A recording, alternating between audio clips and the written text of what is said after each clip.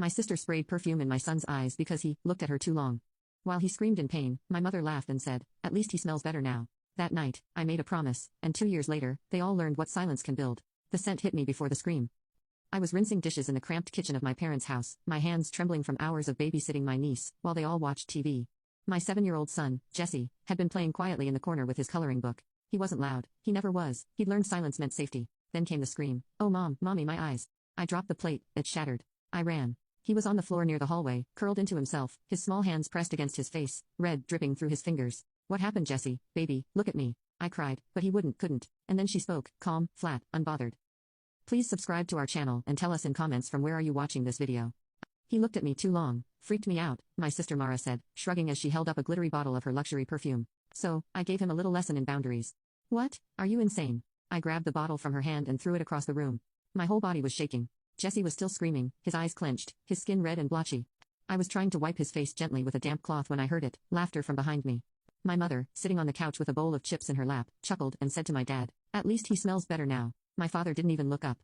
Should have taught him not to stare. Boys like him always grow up pervy. I froze. I felt something twist and break inside me. I scooped Jesse into my arms and ran to the bathroom, locking the door behind me. I flushed his eyes over and over again with lukewarm water. His screams became sobs, and then shudders, and then silence. Not peace, just surrender. He fell asleep curled up in my lap on the bathroom floor. I stayed there the whole night. In the morning, they knocked. My sister first. "Mom says you're being dramatic again." "He's fine." I didn't answer. Then my mother's voice sharper. "You'd better come out now before you flood my damn floor with your tears. You always were the sensitive one." No wonder Mara turned out stronger. I opened the door. Jesse was pale, quiet. I packed his things. "You're not leaving," my mom snapped. "You've got rent due, and we feed you in that thing." "That thing is my son. He's a burden," she spat. I looked at my dad. He said nothing, just went back to his newspaper. We left anyway. I didn't have a car, so I walked Jesse 4 miles to the nearest urgent care.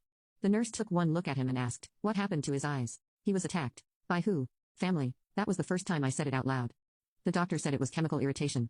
No permanent damage, luckily, but he would need antibiotic eye drops for a week. I spent my last $28 on the prescription. That night, we slept on the floor of my coworker's garage.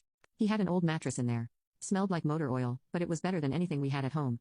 Jesse whispered, "Is she coming back? The mean lady?" "No," I whispered. "She's gone." But I knew she wasn't. Not really. The next morning, I went back to work at the diner. I scrubbed dishes until my knuckles bled. I served coffee to people who didn't even look me in the eye. I smiled. I nodded. I worked like I didn't carry rage in my chest like broken glass. Weeks passed. My parents didn't call. My sister posted pictures of her new makeup routine and labeled it, "Healing Era." Jesse got quieter, flinched at sudden movements, refused to look anyone in the eye. And still, I worked. One night after closing, I stood alone in the back room staring at my phone. I was trying to decide whether to report them. The police, CPS, anyone, but a voice in my head whispered, "They'll cover for each other. They always have." And it was true. I'd been the scapegoat for 26 years. But that night,